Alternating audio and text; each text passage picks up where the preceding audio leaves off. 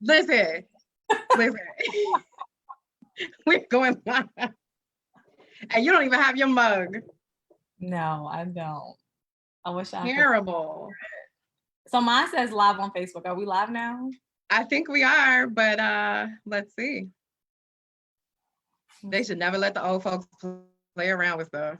We're not about to be like Teddy Riley and Babyface, though. Listen, not it won't take that long for me to turn this off. I do think that we are live. Oh. But Tempest, are we live?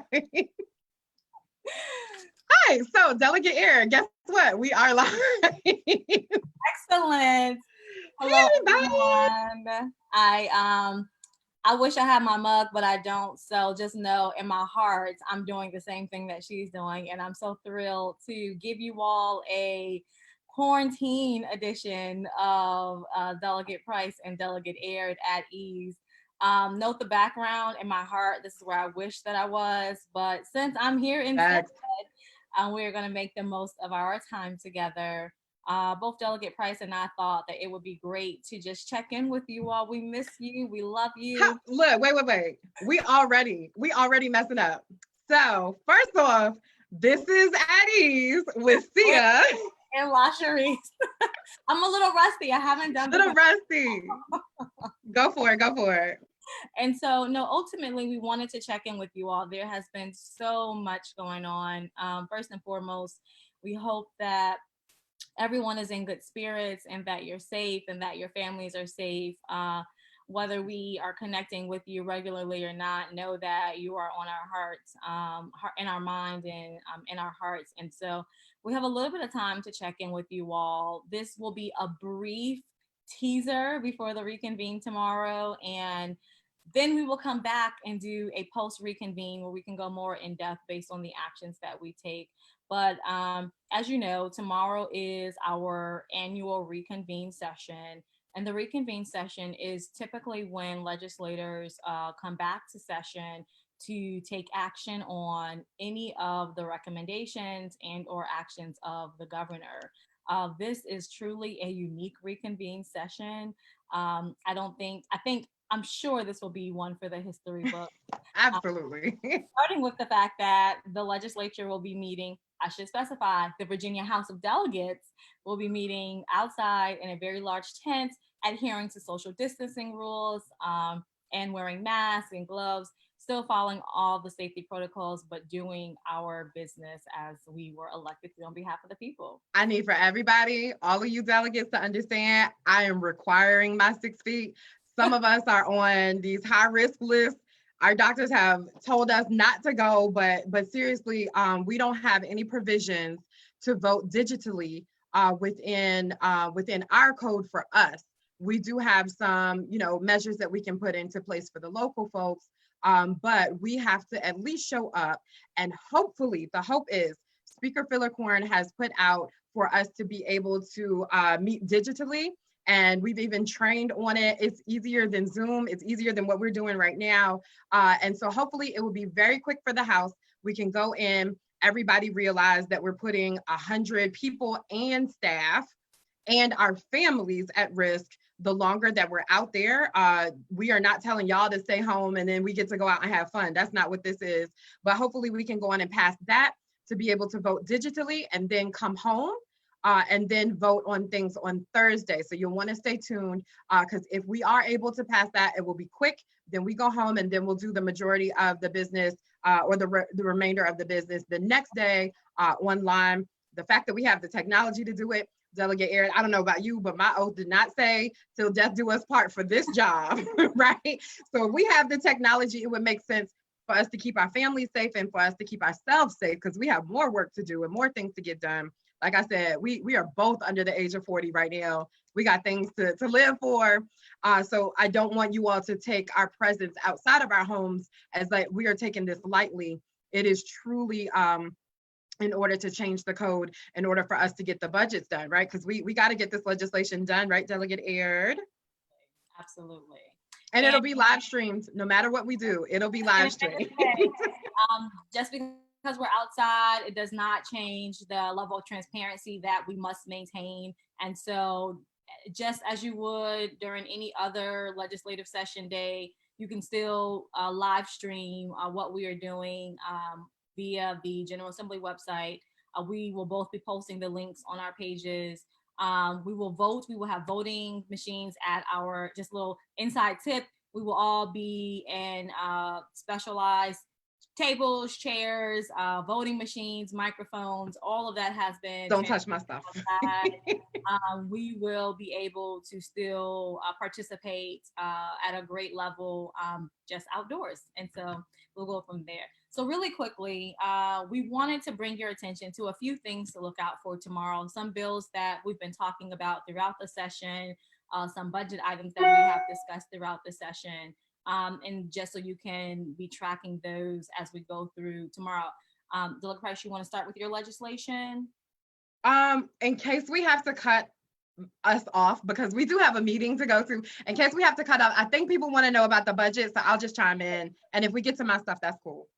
Great. So let's start with, you may have heard in the news and the paper, this idea of unallotment. That is the first question I have received by most of my constituents. And so really quickly, we passed the budget in one form, and one of the most significant actions we'll take tomorrow is adopting changes and amendments from the governor to House Bill 29 and House Bill 30. So really quickly, this idea of an allotment, it is a very technical way of us trying to reduce our spending in the event that we expect and or there are signs showing that we will have reduced revenues than we anticipated.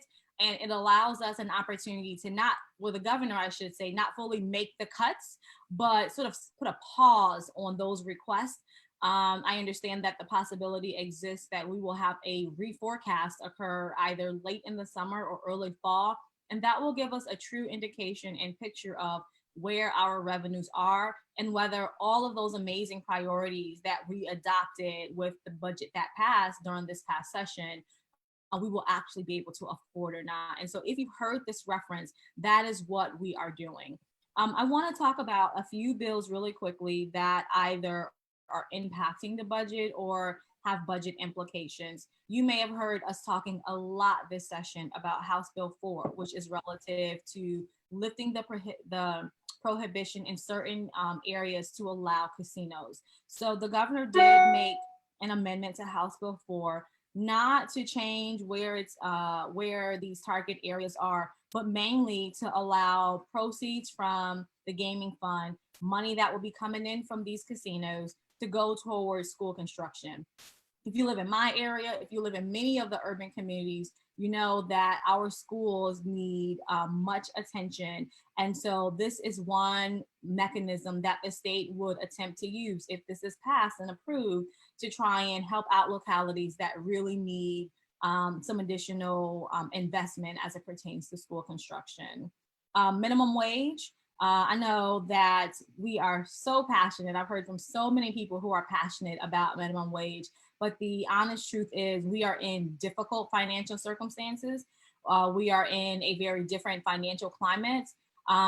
Even given that, we've waited really long to try and get this close to moving minimum wage forward, but the governor did make a recommendation to delay the timing by 4 months of the minimum wage bill that we did pass, House Bill 395 and Senate Bill 7. Delegate Price, you want to weigh in on that? I know that this is I do. Very passionate about. So I'm gonna tell y'all the skinny on this and why y'all will see me vote yes for this, even though I count myself as a progressive, and even though I have been fighting for minimum wage and supportive of raising the minimum wage. And I even thought the original House Bill 395 was a compromise. Then we got to a second compromise, and now we're pushing back the compromise.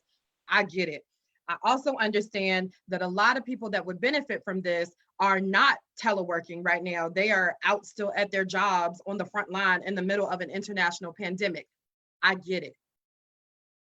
I also get that on the federal level, Harvard got some stimulus money, even though they have a $40 billion, like, Ruth's Chris, I can't even say it. Ruth's Chris, the steak place, got $20 million, and millionaires are getting millions.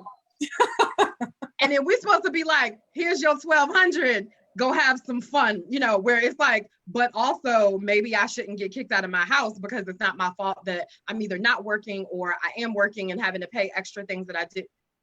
We get it. We get it. But here, as a legislator, I have my feelings. Then I put them here. And as a legislator, I have to say if I'm voting yes or I'm voting no, what are the implications? The implications are that we can only respond to what the governor has offered us. We cannot offer new ideas or counter with a better proposal. It is a yes or no. If any of these recommendations are sent back to the governor has the opportunity to sign it as it was before the proposed amendment or to veto it. Veto. Veto means go away. If y'all knew what we went through in order to get this $9.50 to start at January, and now we're pushing it back to May, you would understand why I'm gonna go on and vote yes for that, because here's what a no vote would mean. If a no vote, knowing that most of the Republicans are probably gonna vote against it because they didn't wanna increase the wage anyway, if that were to fail, then the bill goes back to the governor. If the governor still believes that we need to put this off, then the governor will veto the bill. And guess what that means? That means there's no increase at all planned. We would have to go back in January, have the same fight all over again with an even worse potential economy from the COVID-19 impact. And then that new bill would not go into effect until July 1st of 2021. So I have a bill, it can go into place May 1st of 2021. Or I don't have a bill, I take the risk of not having a bill, or if I do get a new bill, it gets pushed back 2 months even further. So we have to look at all of this when we're thinking, and even though I'm gonna be mad when I push that button, and even though I understand what this is going to mean to push this back, what I'm also gonna do is be contacting the governor about those discretionary funds that we got to a point of, what was it, 3.3 billion from the CARES Act, that he gets to choose how it goes, and remind him of these low wage workers who already couldn't survive off 725, and then you end in international pandemic and they're still on the front lines going to work. No, so we're not gonna have both and, but that's just a different way to fight for money from a different pot. But understand that though not every single yes to push this back for tomorrow is in full agreement, is lessen the damage to the pushback. Thank you for that. No, I appreciate that context. I think it's important that we talk about the entirety of that conversation. Running out of time, so really quickly, a few more. I mentioned casinos. Also, the governor did make an amendment to what we consider the gray machine ban. Those are those machines that have been popping up in gas stations, restaurants, stores all over the state. But essentially, the policy decision was to ban these machines. That was House Bill 881 and Senate Bill 971. The amendment or recommendation from the governor would allow these machines to actually exist a year longer, until 2021. And would take the proceeds from these machines and establish the COVID-19 relief fund. So that is also one of the recommendations you'll see tomorrow, and it's to be determined as to what happens with that. I will say that there are a few technical amendments in House Bill 29, which is the caboose bill of the budget, allowing the governor additional unemployment flexibility. As you know, we have record number of unemployment requests here in the Commonwealth right now. And so this gives him the ability, or really the agency, the ability to move past some of those administrative effects that can hold up the process. Amendment 14 gives greater flexibility for childcare funding. Amendment 27 would eliminate sort of collection fees that could occur when you have not paid your taxes on time. And this will extend that period that you can pay them to June 1 before any type of additional fees will be sent your way. And a lot of what's in House Bill 30 speaks to those unallotments that have occurred, and that's a much longer list, which we can cover after the reconvened session tomorrow.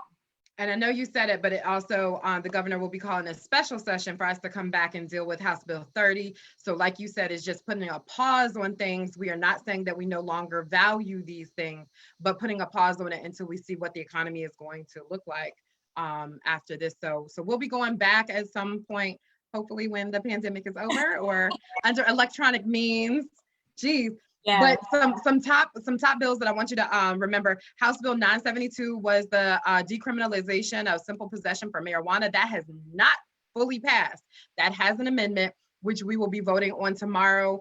And so that is not law of the land. And also remember, please, for everyone's sake, that does not go into effect until July 1st if we should pass it for tomorrow, friends, July 1st. There's a bill that I carried, House Bill 340, that would be utilized for preventing or pushing back a time that evictions would happen if there was a furloughed worker. There's an amendment made to that to help those that have been impacted by COVID-19. And so we'll be able to talk about that. There are 2 more gun bills that we'll be talking about and getting those passed. I'm carrying one. I have a redistricting bill that just has a date change and the requirements for when the dates need to be changed. Pay attention to, we're going to have big discussion on association health plans and how they undermine and sabotage the ACA and really take healthy people out of the pool, making it more expensive for everyone else that's left in the ACA. And the big conversation that I just posted about moving the elections, local elections, from May until November. We can just look at the list of why I said I support saving lives. I will be supporting the governor in the recommendation to save lives, period. And then on top of that, there's some other benefits, right, Delegate Aird? And I should, talking about localities, I forgot to mention this. Do not fall asleep at the wheel. I know you have so much on your plate right now, but we are passing language that will allow your local governments to meet virtually, Board of Visitors to meet virtually, granting that flexibility that was not previously there. So pay attention to your budgets at the local level. Absolutely. COVID-19 change the way your local government is going to be functioning. To stay engaged and make sure that now that they have this flexibility, you continue to monitor what's happening in your communities. Yep. State taxes have not been pushed back on hold. Like, they're still supposed to be in by May 1st, but you can individually get pushback. So there is a difference between state taxes and federal taxes. Please go to tax.virginia.gov to get that information, to look up any of the bills that we've discussed today or the bills that we will discuss on Thursday when we come back after session. lis.virginia.gov. And then also, if you want to find out a little bit more about what it may look like tomorrow, we hosted a webinar on Sunday on my social media pages that you can click on that and watch the YouTube video. And other than that, and my needing a haircut, Delegate Aird, do you have anything else?